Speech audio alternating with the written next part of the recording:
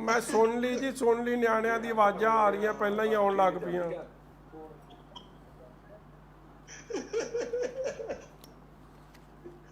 ਸਾਰਿਆਂ ਦਾ ਧੰਨਵਾਦ ਜੀ।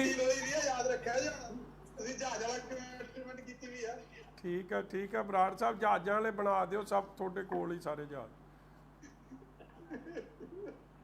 ठीक हो जी सारे? बस ध्यान रखियो जी, बड़ा कहर वधिया है अपने, तो बड़े बंदे पॉजिटिव हो गए आ, थोड़ा ध्यान रखो सारे। रोजी भी पॉजिटिव हो गया जी आज। नहीं अज तो रोजी जीरा कई पॉजिटिव हो गए जी। हाँ जी हाँ करिए जी शुरू। ਸਾਰਿਆਂ ਦਾ ਬਹੁਤ ਬਹੁਤ ਧੰਨਵਾਦ ਜੀ। ਅੱਜ ਇੱਕ ਨਾ ਜੀ ਬਹੁਤ ਹੀ ਸੈਡ ਐਂਡ ਅਫਸੋਸਨਾਕ ਗੱਲ ਜਿਹੜੀ ਮੈਂ ਤੁਹਾਡੇ ਸਾਰਿਆਂ ਦੇ ਸਨਮੁਖ ਰੱਖ ਰਿਹਾ, ਉਹ ਕਾਰਨ ਵੀ ਕੁਝ ਇਹੋ ਜਿਹੇ ਬਣ ਰਿਹਾ ਜਦੋਂ ਸਰਕਾਰ ਜਿਹੜੀ ਕਰੋਨਾ ਦੀ ਲੜਾਈ ਆ, ਜਿਵੇਂ ਕੱਲ੍ਹ ਵੀ ਇੱਕ NDTV ਦਾ ਬੜਾ ਵੱਡਾ ਪ੍ਰੋਗਰਾਮ ਆਇਆ ਹੈ ਕਿ ਕਿਵੇਂ ਪੰਜਾਬ ਇਸ ਕਰੋਨਾ ਦੀ ਲੜਾਈ 'ਚ ਪਛੜ ਰਿਹਾ, और रीप्रोडक्शन रेट का बड़ा जिक्र हो रहा किमें वध रही है। मगर जिहड़ी अज मैं दुखदाई गल लैके आया साथ सविंदर सिंह सन, उन्हां दी मैं चाहूँगा मेरे मीडिया वाले वीर जिहड़े मैनेज कर रहे हो फोटो जरूर विखाउण। वो तुसीं वेखोगे कि हेल एंड हार्टी बहुत वधिया तंदुरुस्त 65 साल के साडे सत्कारयोग बुजुर्ग सन, हत्थी मेहनत करन वाले। उन्हां दे दोवें बच्चे भतीजा साहब ते उन्हां दे लड़के आ सविंदर सिंह ने जी, आ मेरे मगर परमिंदर जी ते राजविंदर जी, उन्हां दे भतीजे ते उन्हां दे लड़के मेरे नाल बैठे ने। और इस तो पहला तुसीं हैरान होवोगे कि ये 25 जून नूं इत्थे हस्पताल च दाखिल होंदे ने। हस्पताल च अमनदीप मैਡੀਸਿਟੀ करके इत्थे एक प्राइवेट हॉस्पिटल है जिहदा नाम पहला भी आया सी, वो जिहड़ा EMC हॉस्पिटल तुली लैब, जदों ये सारा कहर पिछली वेरे वापरिया सी जिहदी अज तक तुसीं वेख्या जीरो इनकुआयरी, कवर अप ऑपरेशन, उहदे च सारा कुछ ही हो गया है, वो मैं बाद च आऊँगा। मगर ये जिन्हां दी मैं साथ सविंदर सिंह जी की गल कर रहा सां, मेरी स्क्रीन चली गई है, सविंदर सिंह जी की गल कर रहा सी, उन्हां नूं तुसीं हैरान होंगे सुन के जी कि उन्हां दा बिल किन्ना बनाया। 21 लाख रुपए के नेड़े तेड़े उन्हां दा बिल बनया करोना का, for treatment of corona. And the sad part is कि उन्हां दी डेथ भी हो गई है। इस तरीके दे प्राइवेट हॉस्पिटल वालों जिस तरीके नाल लोकां नूं एक्सप्लॉइट किया जा रहा, जिस तरीके नाल लोकां नाल ये दुर्व्यवहार किया जा रहा, देखो मैं अज ऑन रिकॉर्ड लियाना चाहूँगा कि सम डॉक्टर्स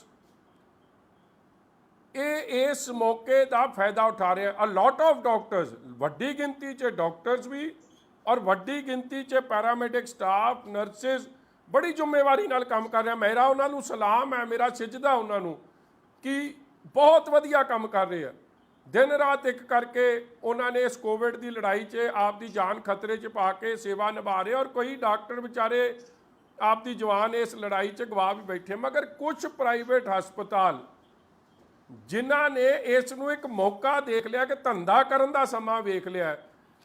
तुसी मैं बिल विखा रहा, आ वेखो ये सारा बिल है लम्मा चौड़ा, और तुसी बड़े ध्यान नाल वेखियो इहदे च आ लिखिया जी सविंदर सिंह सन ऑफ, इत्थे 9 लिखिया है, और बिल की जिहड़ी डेट है प्रिंट डेट एंड टाइम 15/8/2020 थल्ले लिखिया स्क्रीन च। मतलब कि इन्हां नूं जिहड़ा पर डे चार्जिस 21 लाख का मतलब 49 डेज इन्हां नूं हॉस्पिटल रखिया, पर डे इन्हां दे चार्जिस कोई 42,500 रुपए, जद कि गवर्नमेंट की नोटिफिकेशन आ गई सी। आ नोटिफिकेशन है 16 जुलाई की, आ 2020 की गवर्नमेंट ऑफ नोटिफिकेशन है जिससे कहते कि मॉडरेट सिकनेस वाले नूं 10,000 चार्ज करनगे, ਸੀਵੀਅਰ ਸਿਕਨੈਸ ਵਾਲੇ ਨੂੰ 15000 ਚਾਰਜ ਕਰਨਗੇ ਔਰ ਵੈਰੀ ਸੀਵੀਅਰ ਸਿਕਨੈਸ ਵਾਲੇ ਨੂੰ 18000 ਚਾਰਜ ਕਰਨਗੇ। ਜੇ ਮੈਂ ਗਵਰਨਮੈਂਟ ਦੇ ਚਾਰजेस ਲੈ ਕੇ ਚੱਲਦਾ, ਆਮ ਤੌਰ ਤੇ ਤਾਂ ਕਰੋਨਾ ਦੇ ਪੇਸ਼ੈਂਟ 21 ਦਿਨਾਂ 'ਚ ਠੀਕ ਹੋ ਜਾਂਦੇ, ਤੁਸੀਂ ਸਾਰੇ ਇਸ ਗੱਲ ਨੂੰ ਜਾਣਦੇ ਹੋ। ਇਹਨਾਂ ਦਾ ਬਿੱਲ ਬਣਨਾ ਸੀ ਕੋਈ 3 ਲੱਖ ਦੇ ਨੇੜੇ ਤੇੜੇ। ਚਲੋ ਜੇ ਮੈਂ ਇਹ ਹਿਸਾਬ ਲਾਵਾਂ ਕਿ ਇਹ ਨਹੀਂ 21 ਦਿਨ 'ਚ ਠੀਕ ਹੋਣ ਵਾਲੇ ਸੀ, ਜੇ ਇਹਨਾਂ ਨੂੰ 48 ਦਿਨ ਹੀ ਰੱਖਣਾ ਸੀਗਾ ਜਿਵੇਂ ਇਹ ਰਹੇ ਹੈ, ਤਾਂ ਵੀ ਜੋ ਗਵਰਨਮੈਂਟ ਦੇ ਚਾਰजेस ਹੈ 14000 ਦੇ ਹਿਸਾਬ ਨਾਲ ਇਹਨਾਂ ਦਾ ਬਿੱਲ ਬਣਨਾ ਚਾਹੀਦਾ ਸੀ 6,72,000 ਰੁਪਈਆ। ਮਗਰ ਕਿਸ ਤਰੀਕੇ ਨਾਲ ਲੋਕਾਂ ਨੂੰ ਫਲੀਸ ਕੀਤਾ ਜਾ ਰਿਹਾ, ਲੋਕਾਂ ਨੂੰ ਐਕਸਪਲੋਇਟ ਕੀਤਾ ਜਾ ਰਿਹਾ ਹੈ। ਇੱਥੇ ਸਾਡੇ ਇੱਕ ਲਿਵਿੰਗ ਐਗਜ਼ਾਮਪਲ ਹੈ ਡਾਕਟਰ ਅਵਤਾਰ ਦਾ ਅਮਨਦੀਪ ਮੈਡੀਸਿਟੀ ਕਰਕੇ, ਕਿ ਇਹਨਾਂ ਨੇ 48 ਦਿਨ ਪੇਸ਼ੈਂਟ ਨੂੰ ਰੱਖਿਆ ਔਰ 20,47,744 ਰੁਪਏ ਦਾ ਉਹਨਾਂ ਦਾ ਬਿੱਲ ਬਣਾਇਆ। ਔਰ ਬਿੱਲ ਦੀ ਮੈਂ ਡੇਟ ਵੀ ਜਿਵੇਂ ਤੁਹਾਨੂੰ ਵਿਖਾਈ ਕਿ ਕਿਵੇਂ ਗਵਰਨਮੈਂਟ ਦੇ ਨੋਟੀਫਿਕੇਸ਼ਨਸ ਆਰਡਰ ਦੀ ਧੱਜੀਆਂ ਉਡਾਈਆਂ ਜਾ ਰਹੀਆਂ। ਔਰ ਇਹ ਸਭ ਕੁਝ ਇਸੇ ਲਈ ਹੋ ਰਿਹਾ ਕਿ ਗਵਰਨਮੈਂਟ ਦੀ ਕਿਤੇ ਨਾ ਕਿਤੇ ਇਨਵੋਲਵਮੈਂਟ ਕਹਿ ਲਓ, ਰਲੀ ਮਿਲੀ ਭੁਗਤ ਕਹਿ ਲਓ, ਜਾਂ ਇਹ ਵੱਡੇ ਹਸਪਤਾਲਾਂ ਪ੍ਰਤੀ ਜਿਨ੍ਹਾਂ ਦਾ ਨਾਂ ਬਾਰ-ਬਾਰ ਆ ਰਿਹਾ ਲੋਕਾਂ ਦੇ ਨਾਲ ਇਸ ਸਮੇਂ 'ਚ ਐਕਸਪਲੋਇਟ ਕਰਨ 'ਚ, ਉਹਨਾਂ ਨਾਲ ਕਿਤੇ ਨਾ ਕਿਤੇ ਸੌਫਟ ਪੈਡਲਿੰਗ ਚੱਲ ਰਹੀ ਆ, ਉਹਨਾਂ ਦੇ ਹੱਕ ਦੀ ਗੱਲ ਕਰ ਰਹੇ ਆ। ਕਿਉਂਕਿ ਇਹ ਉਹੀ ਹਸਪੀਟਲ ਹੈ ਜਿਹਦੇ ਪਹਿਲਾਂ ਵੀ ਰੌਲਾ ਪਿਆ ਸੀ, ਜਿਵੇਂ ਉਹ ਹਰਜੀਤ ਸਿੰਘ ASI ਦਾ ਗੁੱਟ ਵੱਢਿਆ ਗਿਆ ਸੀ ਨਾ, ਉਹ ਗੁੱਟ ਉਹਦਾ ਵੱਢ ਕੇ ਡਿੱਗ ਗਿਆ। ਮੈਂ ਉਹ ਵੀ ਚਾਹੂੰਗਾ ਫੋਟੋ ਵਿਖਾ ਦੇਣ। ਇਹ ਮੁੰਡਾ ਸੀ ਸੋਨੂ, ਇਹ ਅੱਜ ਤੋਂ ਕੁਝ ਮਹੀਨੇ ਪਹਿਲਾਂ ਮੈਂ ਗੱਲ ਕੀਤੀ ਸੀ। ਇਸ ਮੁੰਡੇ ਦਾ ਬਿੱਲ ਵੀ ਪਹਿਲਾਂ 5,53,000 ਬਣਾਇਆ ਔਰ ਫਿਰ ਸਾਡੇ ਰੌਲਾ ਪਾਉਣ ਤੋਂ ਬਾਅਦ 4,60,000 ਕਰਤਾ। ਮਗਰ ਜਿੱਥੇ PGI 'ਚ ਹਰਜੀਤ ਦਾ ਇਲਾਜ, ਜਿਹਦਾ ਗੁੱਟ ਡਿੱਗ ਗਿਆ, ਵੱਖ ਹੋ ਗਿਆ ਸਰੀਰ ਤੋਂ, ਉਹ 67,000 70,000 'ਚ ਇਲਾਜ ਹੋ ਗਿਆ ਹੋਵੇ, ਤੇ ਜਿਹਦਾ ਗੁੱਟ ਜੁੜਿਆ ਸੀ ਇਸ ਮੁੰਡੇ ਦਾ, ਬੰਟੀ ਦਾ, ਸਨ ਆਫ ਬੱਬੀ, ਇਹਦਾ ਗੁੱਟ ਵੀ ਜੁੜਿਆ ਸੀ, ਗੁੱਟ ਵੀ ਵੱਖ ਕਰਤਾ, ਦੂਜਾ ਹੱਥ ਵੀ ਖਤਮ ਕਰਤਾ। ਗਰੀਬ ਬੰਦਾ ਸੀ, ਆਪ ਦਾ ਘਰ ਬਾਹਰ ਇਹਨੂੰ ਵੇਚਣਾ ਪਿਆ। ਆਹ ਉਹਦੀ ਫੋਟੋ ਹੈ, ਉਹਦੇ ਦੂਜੀਆਂ ਫੋਟੋਆਂ ਵਿਖਾ ਦੀਆਂ, ਉਹਦੇ ਸਾਹਮਣੇ ਵਾਲੀ, ਉਹਦਾ ਹਾਲ ਕੀ ਬਣਿਆ। ਇਹ ਉਹਦੀਆਂ ਫੋਟੋਆਂ, ਉਹਦੇ ਹੱਥ ਦੇ ਹਾਲ ਵੇਖ ਲਓ ਕੀ ਹੋਏ ਆ। ਇਹ ਉਹਦਾ ਹੱਥ ਹੈ, ਉਹਦੀ ਹਾਲ ਨੇ ਕੀ ਉਹਦੇ ਹਾਲ ਕੀਤੇ ਆ। ਦੂਜਾ ਗੁੱਟ ਮੈਂ ਵਿਖਾ ਦਿਆਂ, ਉਹਦਾ ਦੂਜਾ ਗੁੱਟ ਸਕਰੀਨ ਤੇ ਆ ਗਿਆ। ਕੈਨ ਯੂ ਇਮੈਜਨ, ਇਸੇ ਹਸਪਤਾਲ ਨੇ ਜੇ ਹਰਜੀਤ ਦਾ ਇਲਾਜ, ਉਹਦਾ ਗੁੱਟ ਜੁੜ ਸਕਦਾ ਸੀ, 70,000 'ਚ PGI ਨੇ ਕਰਤਾ, ਇਹਨਾਂ ਨੇ ਉਹਦਾ 5,53,000 ਦਾ ਬਿੱਲ ਕੀ ਬਣਾਇਆ। ਔਰ ਅੱਜ ਉਹੀ ਕੰਮ ਸਾਡੇ ਉਹਨਾਂ ਦੇ ਲੜਕੇ ਬੈਠੇ, ਇਹਨਾਂ ਦੇ ਪਰਿਵਾਰ 'ਚ ਤਾਂ ਅੱਗੇ ਬੜੀ ਟ੍ਰੈਜਡੀ ਹੋਈ। ਇਹਨਾਂ ਦਾ ਵੱਡਾ ਬ੍ਰਦਰ ਸੀ ਰਵਿੰਦਰ, ਉਹਦੀ ਡੈਥ ਹੋ ਗਈ ਇਟਲੀ 'ਚ, ਉਹਦਾ ਮਰਡਰ ਕਰਤਾ ਗਿਆ। ਹਲੇ ਪਰਿਵਾਰ ਉਸ ਸਦਮੇ 'ਚੋਂ ਨਹੀਂ ਨਿਕਲਿਆ ਸੀ। ਬਜ਼ੁਰਗਾਂ ਨੂੰ ਬੜਾ ਉਸ ਗੱਲ ਦਾ ਠੇਸ ਪਹੁੰਚੀ। 7/6 ਨੂੰ ਉਹਨਾਂ ਦੀ ਡੈਥ ਹੁੰਦੀ ਹੈ। ਇਹ ਟ੍ਰੈਜਡੀ 'ਚ ਹਲੇ ਬਜ਼ੁਰਗ ਨਿਕਲ ਰਹੇ ਸੀ ਕਿ ਜਦੋਂ ਉਹਨਾਂ ਦੀ ਕਰੋਨਾ ਦੀ ਰਿਪੋਰਟ 25 ਨੂੰ ਉਹ ਇਸ ਅਮਨਦੀਪ ਮੈਡੀਸਿਟੀ 'ਚ ਦਾਖਲ ਹੁੰਦੇ ਆ, ਆਪ ਦਾ ਕੋਵਿਡ ਟੈਸਟ ਕਰਾਉਂਦੇ ਆ। ਬੜੀ ਧਿਆਨ ਨਾਲ ਗੱਲ ਸੁਣਨ ਵਾਲੀ ਹੈ। 26 ਜੂਨ 2020 ਨੂੰ ਕੋਵਿਡ ਟੈਸਟ ਹੁੰਦਾ ਹੈ ਪਸੀਨ ਲੈਬੋਰੇਟਰੀ 'ਚੋਂ, ਰਿਪੋਰਟ ਪੋਜ਼ਿਟਿਵ ਆਉਂਦੀ ਹੈ। 14 ਦਿਨ ਬਾਅਦ ਉਹਨਾਂ ਦਾ SRL ਲੈਬੋਰੇਟਰੀ ਗੁਰਗਾਉਂ ਤੋਂ ਟੈਸਟ ਹੁੰਦਾ ਹੈ, ਫਿਰ 9 ਜੁਲਾਈ ਨੂੰ ਰਿਪੋਰਟ ਨੈਗੇਟਿਵ ਆਉਂਦੀ ਹੈ। ਮਗਰ ਫਿਰ ਵੀ ਉਹਨਾਂ ਨੂੰ ਹਸਪਤਾਲ 'ਚ ਰੱਖ ਕੇ ਉਹਨਾਂ ਨੂੰ ਜਿਵੇਂ ਖੂਨ ਚੂਸੀਦਾ, ਕਿਸੇ ਨੂੰ ਫਲੀਸ ਕਰੀਦਾ, ਉਸ ਤਰੀਕੇ ਨਾਲ ਫਲੀਸ ਕਰਕੇ 21 ਲੱਖ ਦਾ ਬਿੱਲ ਬਣਾਤਾ। ਔਰ ਅੱਜ ਉਹ ਇਸ ਸੰਸਾਰ ਤੋਂ ਡੈਥ ਵੀ ਹੋ ਗਈ ਹੈ, ਇਹ ਫਾਨੀ ਸੰਸਾਰ ਨੂੰ ਵੀ ਛੱਡ ਗਏ। ਇਸ ਲਈ ਜਿਹੜੀ ਇਸ ਤਰੀਕੇ ਦੀ ਜੋ ਐਕਸਪਲੋਇਟੇਸ਼ਨ ਅਮਨਦੀਪ ਮੈਡੀਸਿਟੀ ਵੱਲੋਂ ਚੱਲ ਰਹੀ ਹੈ, ਉਹ ਪਰਿਵਾਰ ਮੇਰੇ ਕੋਲ ਆਇਆ ਸੀ। ਮੈਂ ਚਾਹੂੰਗਾ ਕਿ ਪਰਿਵਾਰ ਵੀ ਤੁਹਾਡੇ ਨਾਲ 2 ਮਿੰਟ ਆਪ ਦੀ ਗੱਲ ਰੱਖ ਲਵੇ। ਉਸ ਤੋਂ ਬਾਅਦ ਜੇ ਤੁਹਾਡੇ ਕੋਈ ਸਵਾਲ ਹੋਣਗੇ ਉਹ ਮੈਂ ਜ਼ਰੂਰ ਦਾ ਜਵਾਬ ਦੂੰਗਾ। ਦੱਸੋ ਤੁਸੀਂ ਅੱਜ ਇੱਕ ਮੈਂ ਹੋਰ ਦੱਸ ਦਿਆਂ, ਦਵਾਈਆਂ ਦਾ ਬਿੱਲ ਪੁੱਛੋ ਕਿੰਨਾ ਬਣਾਇਆ। ਇਕੱਲਾ 21 ਲੱਖ 'ਚੋਂ 8,11,565 ਰੁਪਏ ਇਕੱਲਾ ਦਵਾਈਆਂ ਹੀ ਦਾ ਬਿੱਲ। ਤੁਸੀਂ ਕਦੇ ਸੁਣਿਆ ਇੱਕ ਬੰਦੇ ਨੂੰ 8 ਲੱਖ ਦੀਆਂ ਦਵਾਈਆਂ ਖਵਾ ਦੇਣੀਆਂ? ਮੈਂ ਤਾਂ ਸੁਣਿਆ ਨਹੀਂ ਜੀ ਕੈਂਸਰ ਦਾ ਕੇਅਰ ਇਹ ਤੋਂ ਸਸਤਾ ਹੋ ਜਾਂਦਾ। 8 ਲੱਖ ਦੇ ਨੇੜੇ ਤੇੜੇ ਕੱਲਾ ਕੋਵਿਡ ਦੀਆਂ ਦਵਾਈਆਂ ਖਵਾਤੀਆਂ ਜਿਹਦਾ ਇਲਾਜ ਹੀ ਕੋਈ ਨਹੀਂ। ਆਹ ਦੱਸਣਗੇ ਉਹਨਾਂ ਦੇ ਲੜਕੇ। ਆਪ ਦੀ ਗੱਲ ਥੋੜੀ ਜੀ ਆਪ ਦੇ ਅੱਗੇ ਆ ਜਾਓ। ਨਹੀਂ ਬਹਿ ਜਾ ਇੱਥੇ ਬਹਿ ਕੇ ਦੱਸ ਦੱਸ ਆ ਤੇਰੀ ਸਕਰੀਨ ਆਈ ਜਾਂਦੀ ਨਾ। 25 ਤਰੀਕ ਨੂੰ ਸਾਰਾ ਅਸੀਂ ਐਡਮਿਟ ਹੋਏ ਆ ਜੀ।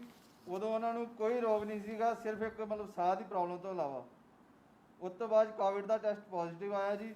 14 ਦਿਨ ਬਾਅਦ ਨੈਗੇਟਿਵ ਰਿਪੋਰਟ ਆਈ ਆ। ਬਟ ਉਸ ਤੋਂ ਬਾਅਦ ਕੋਈ ਇਹਨਾਂ ਨੇ ਕੋਈ ਦਾ ਕੀਤਾ ਨਹੀਂ ਆ। ਗਾਂ ਦੀ ਗਾਂ ਮਤਲਬ ਤੋਰੀ ਗਏ ਆ ਕੰਮ। ਛੁੱਟੀ ਵਾਲਾ ਕੋਈ ਕੰਮ ਨਹੀਂ ਕੀਤਾ ਜੀ ਹਸਪੀਟਲ 'ਚੋਂ। ਪੈਸੇ ਵੀ ਜਿਹੜੇ ਅਸੀਂ ਆ ਜੀ ਇੱਧਰੋਂ ਉੱਧਰ ਚੁੱਕ ਕੇ ਇਹਨਾਂ ਨੂੰ ਦਿੱਤੇ ਆ। 21 ਲੱਖ ਰੁਪਈਆ ਮਤਲਬ ਕਦੀ ਕਿਸੇ ਕੋਲ ਗਏ ਆ ਜੀ ਤਰਲੇ ਮਿੰਨਤਾਂ ਕਰਕੇ।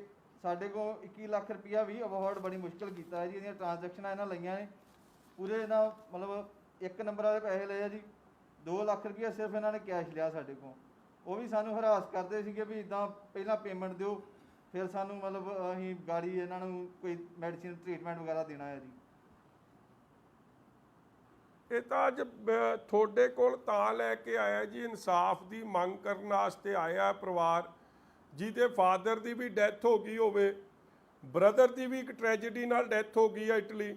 ਅੱਜ ਪਰਿਵਾਰ ਬਿਲਕੁਲ ਜਿਵੇਂ 21 ਲੱਖ ਆਪਦੇ ਬਜ਼ੁਰਗਾਂ ਦੇ ਇਲਾਜ ਤੇ ਵੀ ਖਰਚ ਕਰ ਚੁੱਕੇ ਆ। ਇੱਕ ਸਧਾਰਨ ਪਰਿਵਾਰ ਕਿਸ ਤਰੀਕੇ ਨਾਲ ਇਸ ਤਰ੍ਹਾਂ ਕੋਵਿਡ ਦੀ ਲੜਾਈ ਲੜੂਗਾ, ਕਿਸ ਤਰ੍ਹਾਂ ਇਲਾਜ ਕਰਾਊਗਾ ਜੇ ਉਹਨਾਂ ਨੂੰ ਇਸ ਤਰੀਕੇ ਨਾਲ ਅੰਮ੍ਰਿਤਸਰ ਦਾ ਹਸਪੀਟਲ ਐਕਸਪਲੋਇਟ ਕਰੂਗਾ। ਮੈਂ ਆਪਦੇ ਵੀਰ ਨੂੰ ਚਾਹੂੰਗਾ ਕਿ ਅਮਨਦੀਪ ਮੈਡੀਸਿਟੀ ਦੀ ਫੋਟੋ ਵਿਖਾ ਦੇਣ ਮੇਰੇ ਪੱਤਰਕਾਰ ਵੀਰਾਂ ਨੂੰ, ਜਿਨ੍ਹਾਂ ਨੇ ਸ਼ਾਇਦ ਵੇਖਿਆ ਨਹੀਂ ਕਿ ਕਿੱਡਾ ਵੱਡਾ ਉਹਦਾ ਜੁਗਾੜ ਹੈ ਔਰ ਲਿਹਾਜ਼ ਕੋਈ ਨਹੀਂ ਗਰੀਬ ਬੰਦੇ ਨਾਲ। ਪਹਿਲਾਂ ਵੀ ਇੱਕ ਕੇਸ ਆਇਆ, ਅੱਜ ਦੂਜਾ ਆ ਗਿਆ। ਆ ਅਮਨਦੀਪ ਮੈਡੀਸਿਟੀ ਬੜਾ ਵੱਡਾ ਹਸਪੀਟਲ ਹੈ ਜੀ ਸਾਡਾ। ਇਹ ਜਿਹੜੀ ਸੜਕ ਹੈ ਮੇਨ ਰੋਡ ਜਿਹੜੀ ਰੇਲਵੇ ਸਟੇਸ਼ਨ ਤੋਂ ਨੇੜੇ ਤੋਂ ਹੁੰਦੀ ਹੋਈ ਜਾਂਦੀ ਹੈ, ਅੱਗੇ ਮਾਲ ਰੋਡ ਵੱਜਦੀ ਹੈ, ਅੱਗੇ ਜਾਂਦੀ ਅਟਾਰੀ ਬਾਰਡਰ ਨੂੰ ਹੈ, ਉਹ ਸੜਕ ਤੇ ਹੈ। ਬੜਾ ਵੱਡਾ ਹਸਪੀਟਲ ਹੈ। ਕੋਈ ਸਵਾਲ?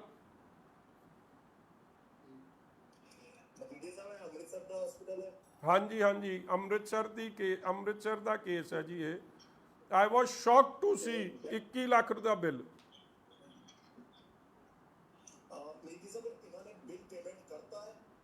ਬਿਲਕੁਲ ਜੀ, ਇਹਨਾਂ ਦਾ ਫਾਈਨਲ ਡੇਟ ਆਫ ਬਿੱਲ ਦੀ ਸੈਟਲਮੈਂਟ ਮੈਂ ਅੱਗੇ ਤੁਹਾਨੂੰ ਦਿਖਾਈ ਸੀ। ਆ ਬਿੱਲ ਹੈ ਜੀ। ਬਿੱਲ 'ਚ ਆ ਲਾਸਟ ਕਾਲਮ ਹੈ final date of patient the death ਹੁੰਦੀ ਹੈ 13 ਨੂੰ, 15/8/2020 ਨੂੰ ਇਹ ਸਾਰਾ final payment of bill address settle ਕਰਤਾ ਹੈ। ਜਦ ਕਿ ਗਵਰਨਮੈਂਟ ਦੀ ਨੋਟੀਫਿਕੇਸ਼ਨ ਮਹੀਨਾ ਪਹਿਲਾਂ ਆ ਗਈ ਸੀ ਕਿ 14,000 ਤੋਂ ਵੱਧ ਚਾਰजेस ਨਹੀਂ ਲੈ ਸਕਦੇ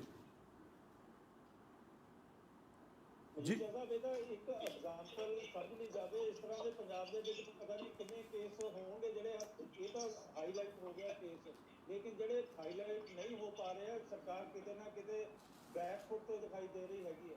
ਨਹੀਂ, ਇਹ ਕੇਸ ਹਾਈਲਾਈਟ ਨਹੀਂ ਹੋਇਆ ਯਾਰ। ਇਹ ਕੇਸ ਤਾਂ ਅੱਜ ਤੁਹਾਡੇ ਕੋਲ ਆਇਆ ਹੈ।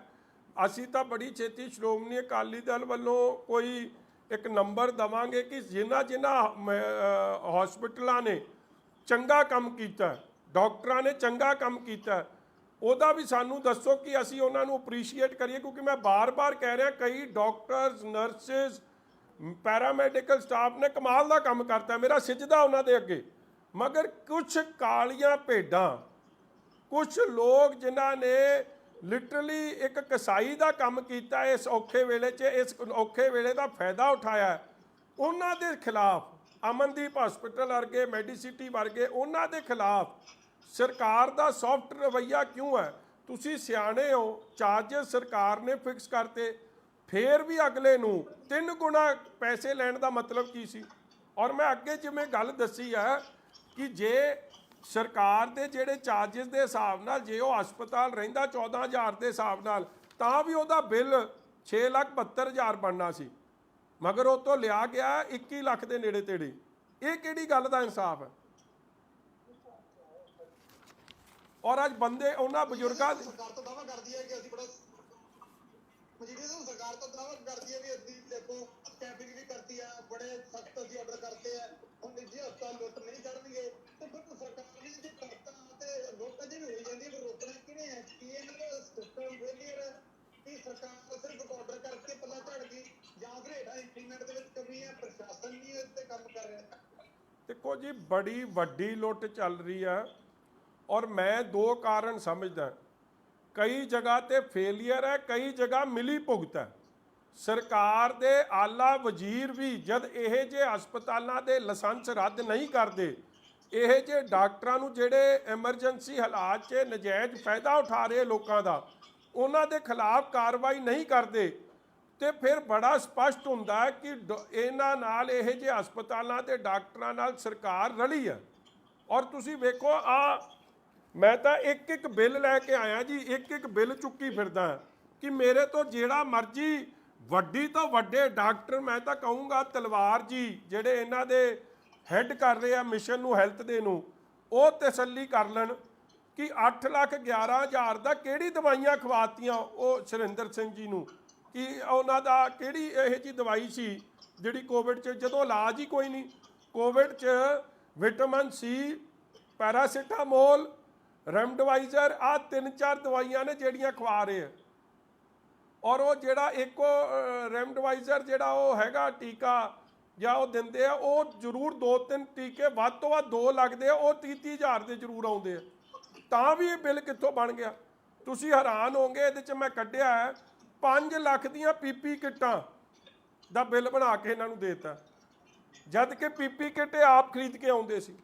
ਯਾਰ ਇਸ ਤਰੀਕੇ ਦੀ ਕਾਲਾ ਬਾਜ਼ਾਰੀ, ਇਸ ਤਰੀਕੇ ਦਾ ਲੋਕਾਂ ਨੂੰ ਧੋਖਾ ਜਦ ਅਗਲੇ ਨੂੰ ਜਾਣਦੀ ਪਈ ਆ, ਤੇ ਪਰਿਵਾਰਾਂ ਨਾਲ ਇਸ ਤਰੀਕੇ ਦਾ ਖਿਲਵਾੜ ਹੋ ਰਿਹਾ ਸਰਕਾਰ। ਔਰ ਤੁਸੀਂ ਵੇਖੋ, ਇਹ ਮੈਂ ਤਾਂ ਹਾਈਲਾਈਟ ਅੱਜ ਕਰ ਰਿਹਾ, EMC ਹਸਪਤਾਲ ਔਰ ਤੁੱਲੀ ਲੈਬੋਰੇਟਰੀ, ਇਹ ਔਰ ਇਹਦੇ ਨਾਲ ਇਹ ਅਮਨਦੀਪ ਮੈਡੀਸਿਟੀ, ਉਸ ਵੇਲੇ ਇਹਨੂੰ ਫੇਰ ਬਚਾ ਲਿਆ ਗਿਆ ਸੀ ਕਾਲਾ ਵਜ਼ੀਰ ਨੇ, ਇਹਨੂੰ ਉਦੋਂ ਵੀ ਬਚਾਇਆ, ਨਹੀਂ ਤਾਂ ਉਦੋਂ ਵੀ ਉਹ ਤੁੱਲੀ ਲੈਬੋਰੇਟਰੀ ਦੇ ਕੇਸ EMC ਹਸਪਤਾਲ ਜਾ ਰਹੇ ਸੀ, ਜਾਂ ਅਮਨਦੀਪ ਮੈਡੀਸਿਟੀ ਦੇ ਹਸਪੀਟਲ ਦੂਜਾ ਇਹਨਾਂ ਨੇ ਇੱਥੇ ਲਿਆ, ਮੁੰਨੀ ਲਾਲ ਚੋਪੜੇ ਦਾ ਹਸਪੀਟਲ ਇਹਨਾਂ ਨੇ ਠੇਕੇ ਤੇ ਲਿਆ, ਉੱਥੇ ਜਾ ਰਹੇ ਸੀ, ਉਦੋਂ ਵੀ ਬਚਾ ਲਿਆ। ਬਚਾਉਣ ਦਾ ਨਤੀਜਾ ਕੀ ਨਿਕਲਿਆ?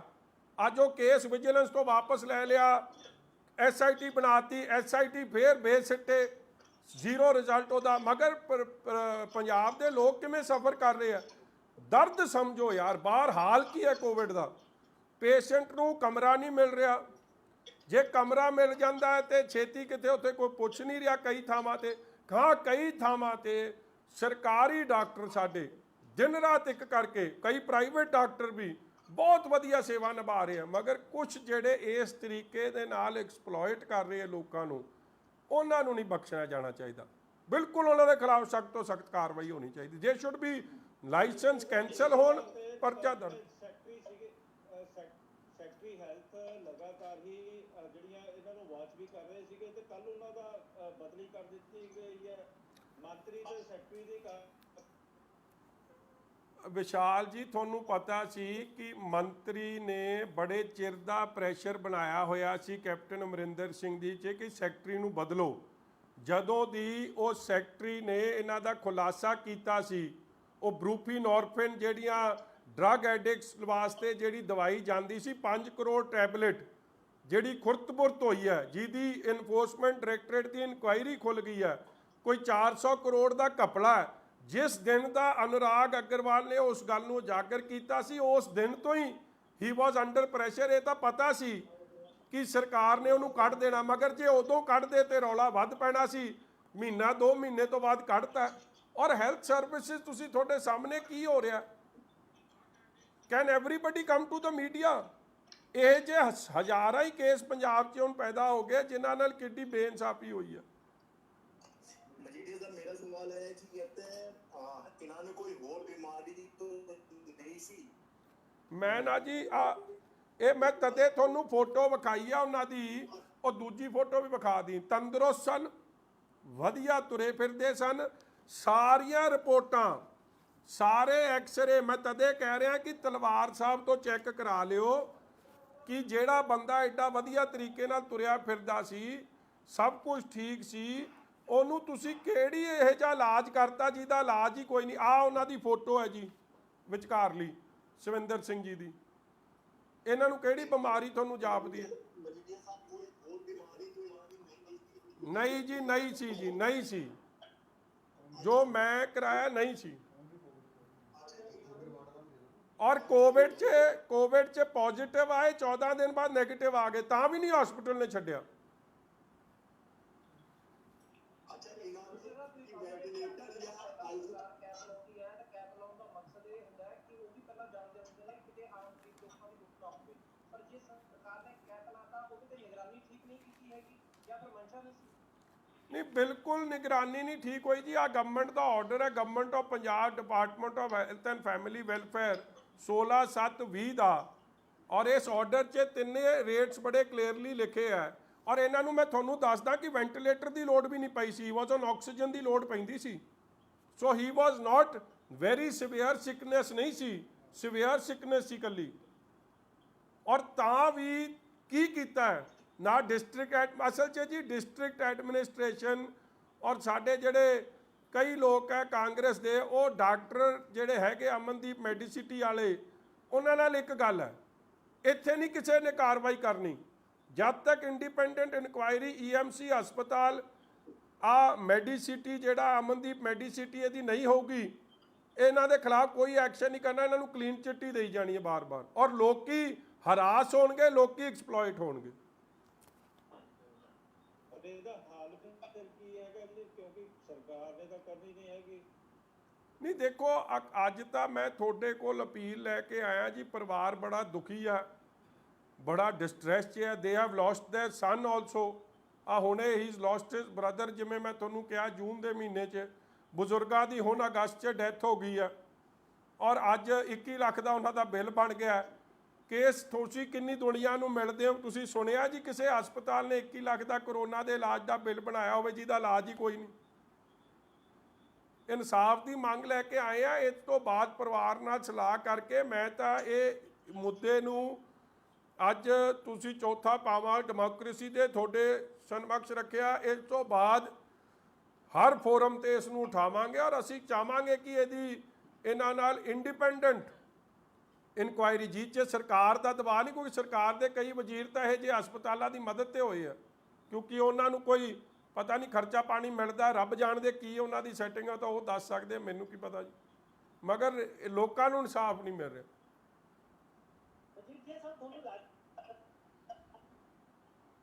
ਕਿਉਂਕਿ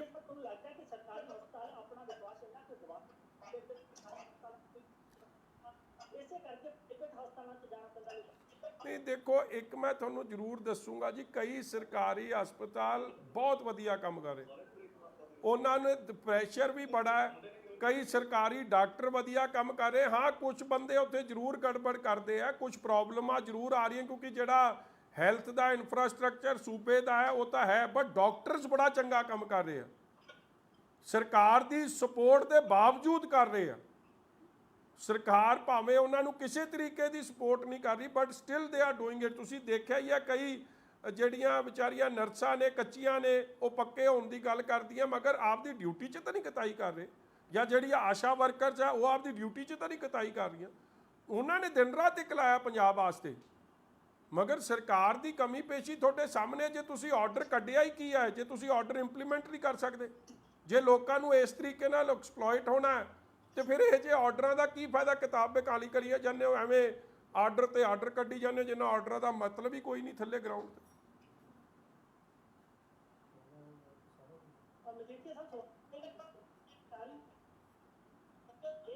ਹਾਂਜੀ, ਆਵਾਜ਼ ਨਹੀਂ ਆ ਰਹੀ ਜੀ ਤੁਹਾਡੀ। I can't hear you, ਭਾਜੀ। ਆਵਾਜ਼ ਕੱਟ ਰਹੀ ਹੈ ਜੀ।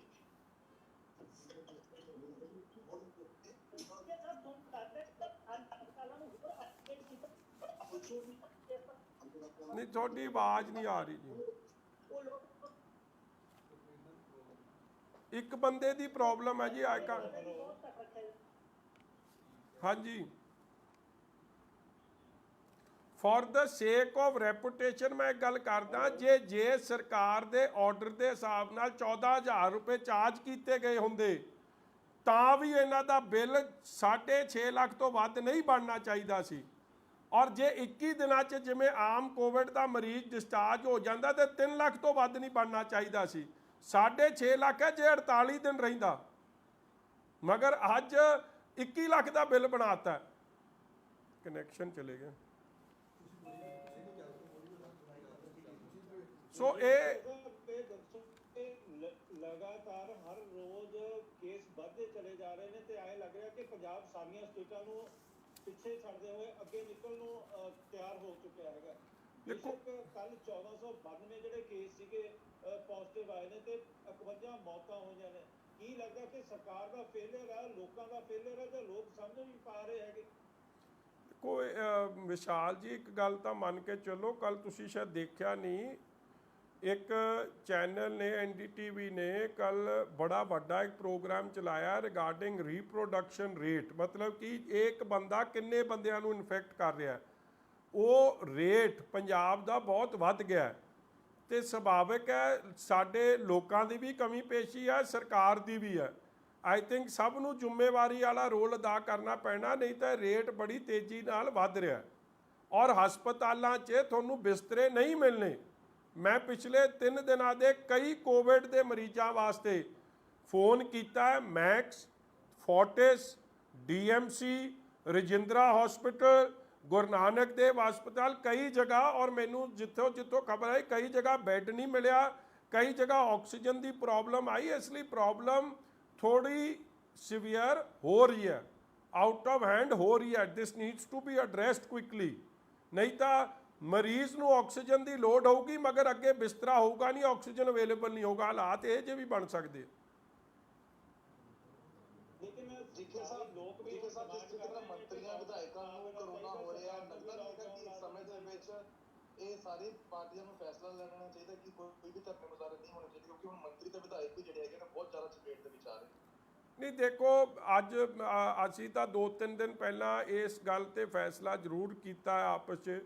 ਅਸੀਂ ਸਾਰੇ ਪ੍ਰੋਗਰਾਮ ਅਗਲੇ ਯੂਥ ਨੇ ਤਾਂ ਰੱਦ ਕਰਤੇ, ਵੱਡੇ ਅਕਾਲੀ ਦਲ ਨੇ ਵੀ ਰੱਦ ਕਰਤੇ। ਇਸੇ ਗੱਲ 'ਚ ਕਰਤੇ ਹੈ ਕਿ ਜੋ ਇੱਕਦਮ ਸਪਰਟ ਆਇਆ ਹੈ, ਇੱਕਦਮ ਇਹ ਵਾਧਾ ਹੋਇਆ ਹੈ, ਇਹ ਮੈਟਰ ਆਫ ਕੰਸਰਨ ਹੈ।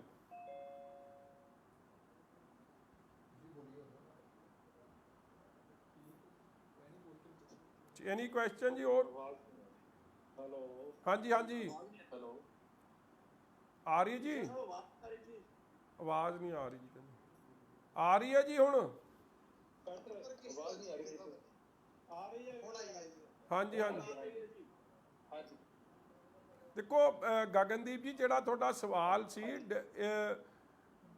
ਜਿਹੜੀ ਆਪੋਜੀਸ਼ਨ ਪਾਰਟੀਆਂ ਨੇ ਨਾ ਜੀ, ਐਡੀ ਵੱਡੀ ਇਹ ਟ੍ਰੈਜਡੀ ਹੋਈ ਸ਼ਰਾਬ, ਇਲੀਗਲ ਲਿਕਰ ਦੀ, ਇਲਿਸਿਟ ਲਿਕਰ ਦੀ, ਇਹ ਸ਼ਰਾਬ ਦਾ ਐਡਾ ਵੱਡਾ ਸਕੈਂਡਲ ਹੋਇਆ ਔਰ ਕਿੰਨੇ ਵਾਰੀ ਰੌਲਾ ਪੈ ਰਿਹਾ ਸੀ। ਜੇ ਸਰਕਾਰ ਜਿਸ ਦਿਨ ਚੀਫ ਸੈਕਟਰੀ ਸਾਹਿਬ ਨੇ ਰੌਲਾ ਪਾਇਆ ਕੁਝ ਕਰ ਦਿੰਦੀ ਤੇ ਬਾਕੀ ਕੋਈ ਕੰਮ ਹੋਣਾ ਨਹੀਂ ਸੀ।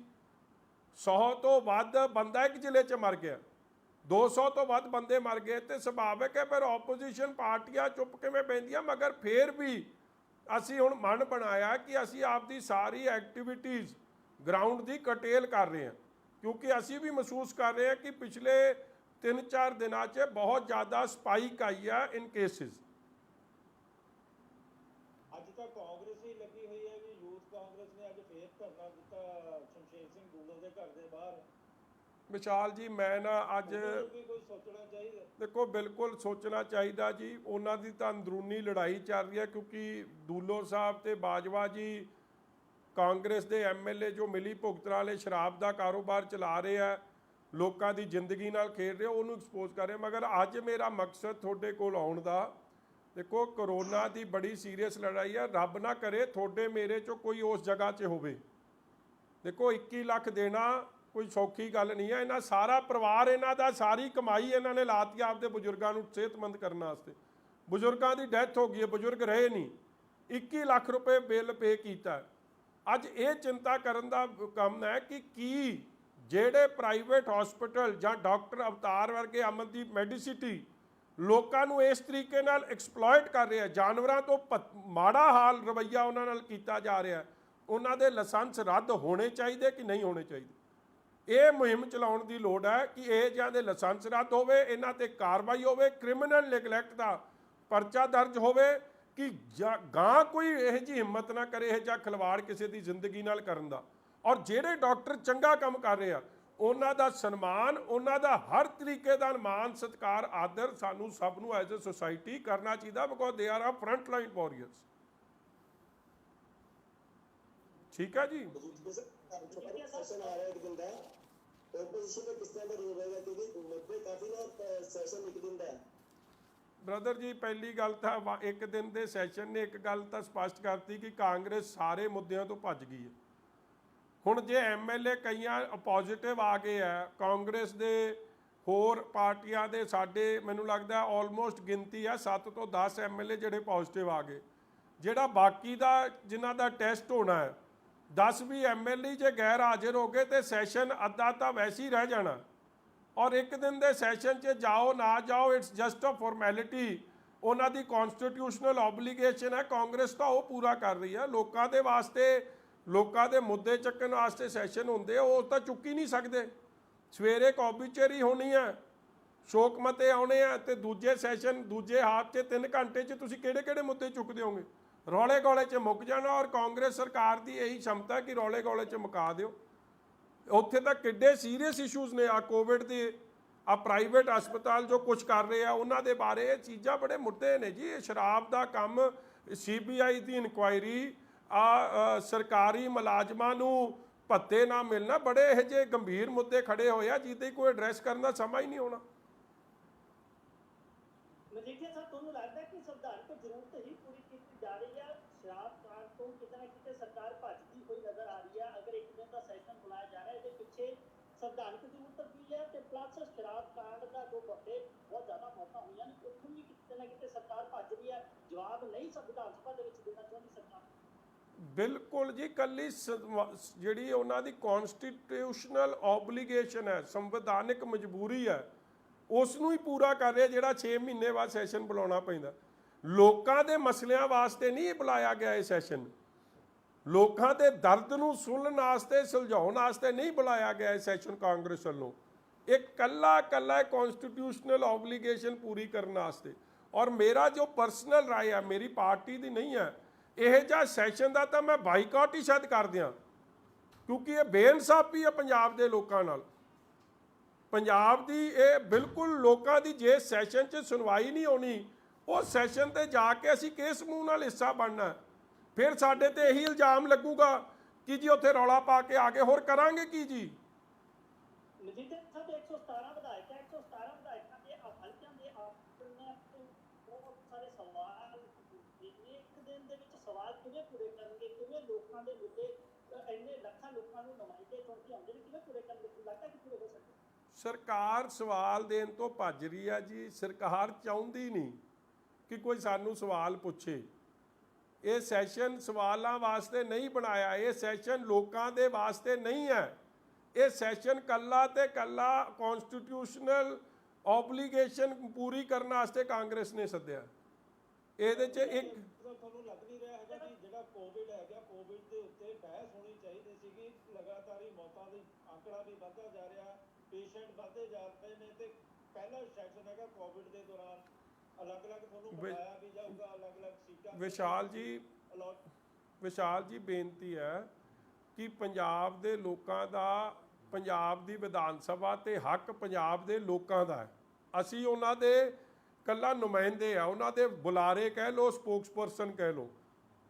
ਔਰ ਜੇ ਸਾਨੂੰ ਲੋਕਾਂ ਦੇ ਮੁੱਦੇ, ਕੋਵਿਡ ਵੀ ਲੋਕਾਂ ਦਾ ਮੁੱਦਾ ਹੈ, CBI ਦੀ ਇਨਕੁਆਇਰੀ ਜਿਹੜੀ ਇਲੀਗਲ ਮਾਈਨਿੰਗ 'ਚ ਮਾਰਕ ਹੋਈ ਆ ਉਹ ਵੀ ਲੋਕਾਂ ਦਾ ਮੁੱਦਾ ਹੈ, ਜਿਹੜੀ ਸ਼ਰਾਬ ਕਾਂਡ ਨਾਲ 5600 ਕਰੋੜ ਦਾ ਰੈਵਨਿਊ ਦਾ ਲਾਸ ਹੋਇਆ ਹੈ, 200 ਤੋਂ ਵੱਧ ਮਰ ਗਏ, ਉਹ ਵੀ ਲੋਕਾਂ ਦਾ ਮੁੱਦਾ ਹੈ, ਜਿਹੜੀਆਂ ਇਨਕੁਆਇਰੀਆਂ ਇੰਡੀਪੈਂਡੈਂਟ ਏਜੰਸੀ ਤੋਂ ਨਹੀਂ ਕਰਵਾਈਆਂ ਜਾ ਰਹੀਆਂ ਉਹ ਵੀ ਲੋਕਾਂ ਦਾ ਮੁੱਦਾ ਹੈ, ਮੁਲਾਜ਼ਮਾਂ ਦਾ ਭੱਤਾ ਇਹ ਵੀ ਲੋਕਾਂ ਦਾ ਮੁੱਦਾ ਹੈ, ਕਿਸ ਤਰੀਕੇ ਨਾਲ ਮੁਲਾਜ਼ਮਾਂ ਨੂੰ ਸੈਂਟਰਲ ਪੇ ਕਮਿਸ਼ਨ ਦੇ ਨਾਲ ਜੋੜਿਆ ਜਾ ਰਿਹਾ ਇਹ ਵੀ ਲੋਕਾਂ ਦਾ ਮੁੱਦਾ ਹੈ, ਮਨਟੇਕ ਸਿੰਘ ਆਲੂਵਾਲੀਆ ਦੇ ਥਰੂ ਕਿਸ ਤਰੀਕੇ ਨਾਲ ਪੰਜਾਬ ਦੇ ਕਿਸਾਨਾਂ ਨੂੰ, ਪੰਜਾਬ ਦੇ ਦਲਿਤ ਭਰਾਵਾਂ ਨੂੰ, ਪੰਜਾਬ ਦੇ ਬੈਕਵਰਡ ਵੀਰਾਂ ਨੂੰ, ਪੰਜਾਬ ਦੇ ਵਪਾਰੀ ਨੂੰ, ਹਰੇਕ ਨੂੰ ਕਿਵੇਂ ਇੱਕ ਤਰੀਕੇ ਦਾ ਮੂਰਖ ਬਣਾਉਣ ਦੀ ਕੋਸ਼ਿਸ਼ ਕੀਤੀ ਜਾ ਰਹੀ ਹੈ ਕਾਂਗਰਸ ਤੋਂ। ਇਹ ਮਨਟੇਕ ਸਿੰਘ ਆਲੂਵਾਲੀਆ ਦੇ ਰਿਪੋਰਟ ਵੀ ਇੱਕ ਮੁੱਦਾ ਹੈ।